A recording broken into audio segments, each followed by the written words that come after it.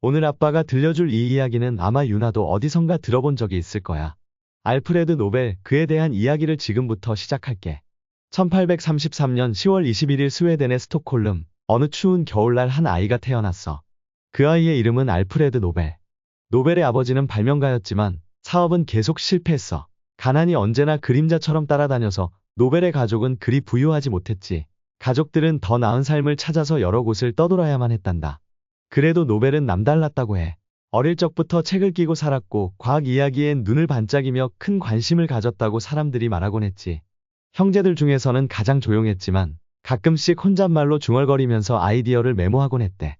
지금 생각해보면 그때부터 세상을 바꿀 꿈을 꾸며 준비를 하고 있었던 걸지도 몰라. 노벨의 가족은 결국 스웨덴을 떠나 러시아로 이사를 갔어. 새로운 도시, 새로운 언어, 낯선 환경이었지만 노벨은 금방 적응했지. 특히 과학과 언어에 남다른 재능이 있었다고 해. 영어, 프랑스어, 독일어 같은 여러 나라 말을 혼자서 익히고 실험실에서 보내는 시간이 점점 길어졌대. 이때부터가 아니었을까? 알프레도 노벨에게는 과학은 단순한 공부가 아니라 세상을 바꾸는 작은 씨앗이 되는 시기가. 러시아에서의 생활은 노벨에게 기회였지만 동시에 외로움도 컸다고 해. 친구들과 어울리기보단 실험실에서 혼자 시간을 보내는 걸 더 좋아했어. 유리병 안의 화학 반응을 보면서 세상의 비밀을 푸는 탐정이 된 기분이었겠지. 그땐 아마 아무도 몰랐을 거야.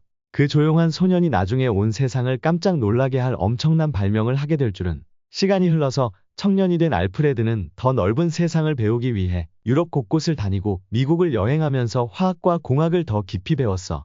프랑스 파리의 실험실에서 만난 화학자들과의 대화, 독일의 대학에서 들었던 강의들, 그리고 미국의 산업 현장 경험들은 모두 그에게 큰 자극이 되었지. 이렇게 노벨은 화학과 공학을 더 깊이 공부하면서 특히 니트로글리세린이라는 위험하지만 강력한 물질에 관심을 가지게 되었어. 이 물질을 어떻게 하면 안전하게 다룰 수 있을까 고민하면서 수없이 많은 실험을 반복했어. 실험실에서는 연기와 냄새가 자욱했고 실험 노트는 항상 그의 손을 떠나지 않았단다. 노벨에겐 그게 단순한 연구가 아니라 사람들을 더 안전하게 만들기 위한 도전이었거든. 그 시절 광산과 터널 건설 현장은 매우 위험했었어. 제대로 장비 하나 없이 작업하던 노동자들은 작은 실수 하나에도 큰 사고로 인해 목숨을 잃을 수 있었단다. 알프레드는 이 문제를 해결하기 위해 더 안전한 폭발물을 만들어야겠다고 다짐했어. 그는 사람들의 생명을 지키고 여러 사람들을 이롭게 하는 기술을 만들고자 했단다. 노벨은 실험을 멈추지 않았어. 그리고 그의 곁엔 항상 동생, 에밀이 있었지. 형의 꿈을 응원하며 함께 실험을 도왔던 든든한 동생이었어. 하지만 어느 날 니트로글리세린 실험 중 큰 폭발이 일어났어. 그 사고로 에밀은 세상을 떠나고 말았지. 알프레드 노벨은 순간 큰 슬픔과 함께 좌절하며 무너지고 말았어. 자신의 발명이 사랑하는 사람을 앗아간 현실 앞에서 한동안 아무것도 할 수 없었대. 시간이 지나도 에밀의 빈자리는 쉽게 채워지지 않았어. 노벨은 오랜 시간 동안 스스로를 탓했지. 내가 아니었으면 동생은 지금도 살아있었을 텐데 라고 항상 생각했지. 하지만 결국 그는 거기서 멈추지 않았어. 더 안전한 폭약을 만들겠다는 에밀의 약속과도 같은 꼭 지켜야 하는 목표를 품고 다시 일어섰어. 그의 실험은 더욱 신중해졌고 그 안에는 사람을 살리는 발명이라는 깊고 단단한 믿음이 담기기 시작했지. 수많은 실험과 실패 끝에 노벨은 드디어 안전하게 운반할 수 있는 폭약을 만들어냈어. 그게 바로 다이너마이트였지. 니트로글리세린을 안정된 흙 같은 물질에 흡수시켜 폭발력은 그대로 유지하면서도 훨씬 안전하게 다룰 수 있게 만든 거야. 다이너마이트의 성공적인 실험이 있었던 날, 알프레드는 조수들과 함께 실험장을 지켜봤지. 멀리 떨어진 곳에서 강력한 폭발이 일어났고 큰 소리가 울려 퍼졌어. 모두가 긴장하며 바라보다가 성공을 확인하고는 크게 환호성을 질렀단다. 그때 알프레드는 기쁨과 함께 큰 책임감도 느꼈어. 노벨은 사람들이 이 성공으로 인해서 앞으로는 더 안전하게 일할 수 있다고 생각하며 기뻐했단다. 그 발명은 곧 전 세계로 퍼졌고 산을 뚫고 길을 내는데 철도를 놓고 터널을 만드는데 사람들의 삶을 바꾸는데 쓰이기 시작했어.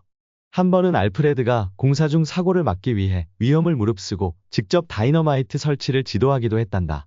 이런 그의 모습을 본 동료들은 그를 믿고 신뢰하게 되었지. 하지만 그의 발명품은 곧 뜻밖의 결과를 낳게 돼. 노벨의 다이너마이트는 세상을 더 편리하게 만들었지만 그 힘은 곧 전쟁과 파괴에도 사용되기 시작했어. 다이너마이트는 전쟁터에서도 사용되기 시작한 거야. 노벨이 절대 원한 것은 아니었지만 사람들은 그것을 무기로 사용하기 시작했지.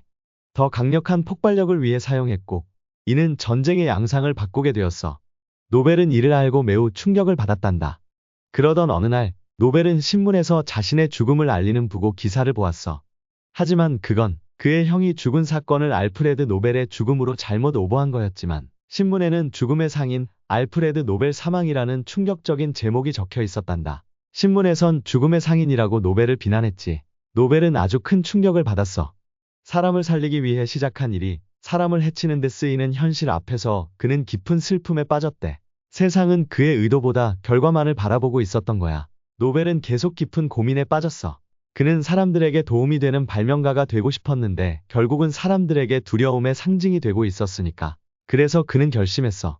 내가 가진 재산을 이용해서 세상을 더 좋은 곳으로 바꾸고 만들어보자. 그는 이 결심을 실천에 옮기기 시작했지. 1895년 11월 27일 노벨은 조용히 자신의 유언장을 썼어. 거기엔 이런 내용이 있었지.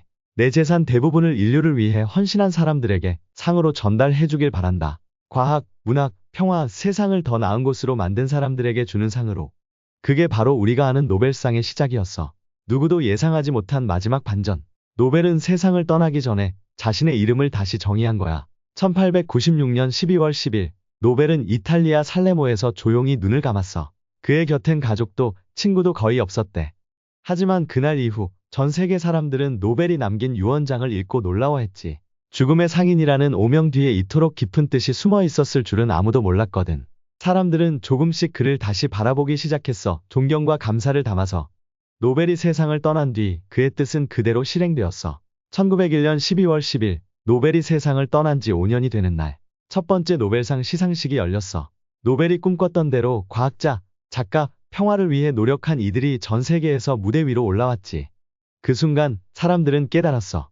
노벨이 남긴 건 단순한 발명이 아니라 세상을 더 나은 방향으로 이끄는 믿음이었다는 걸. 그리고 지금까지도 그 믿음은 계속 이어지고 있어. 그 이후로 노벨상이 만들어낸 이야기는 참 많아. 전쟁을 멈추게 한 외교가, 어려운 병을 치료한 과학자, 아이들을 위한 책을 쓴 작가까지. 노벨의 뜻은 수많은 사람들의 삶을 바꾸는 힘이 됐고 그 이름은 매년 새로운 감동으로 다시 불리고 있어. 노벨상 메달은 단순한 금속 조각이 아니야. 그것은 수상자들의 엄청난 희생과 노력 그리고 인류에 대한 기여를 상징하는 훈장이야. 수상자들이 메달을 손에 쥘 때 모두가 그 무게에 큰 의미를 느낄 수 있었지. 이제 알프레드 노벨은 평화와 지식의 상징으로 기억되고 있어.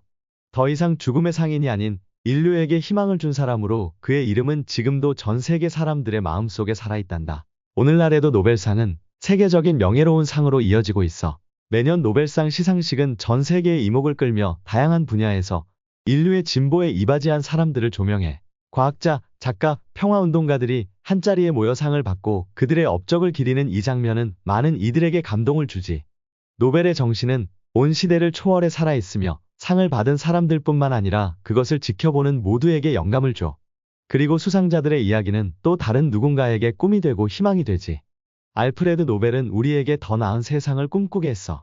그의 유산은 단순히 상을 남긴 것이 아니라 인류가 평화와 지식을 향해 나아가야 한다는 커다란 메시지를 우리에게 남긴 거야. 지금도 여러 곳에서 많은 어린이들이 밤하늘을 보며 자신만의 꿈을 키우고 있을 거야. 어쩌면 그들 중 누군가는 미래의 노벨상 수상자가 될지도 몰라. 노벨의 이야기는 그렇게 다음 세대와 또 그 다음 세대로 계속 이어지고 있어. 하늘의 별들과 자신이 있는 세상을 바라보는 아이들의 눈에는 이 세상을 더 나은 곳으로 바꾸고 싶다는 의지가 담겨 있을 거야. 자, 오늘의 이야기는 여기까지란다. 어땠니, 유나? 알프레드 노벨이라는 사람에 대해 조금은 더 알게 되었지. 그의 삶은 단순한 발명가의 이야기만은 아니었어. 고민하고 후회하고 다시 결심해서 세상을 위한 최고의 선택을 한 사람의 이야기였지. 다음 시간에는 또 다른 위인의 이야기를 찾아서 아빠가 들려줄게. 세상에는 위대한 사람들이 참 많단다. 다음에도 아빠와 함께 그들의 이야기를 계속해서 들어보자.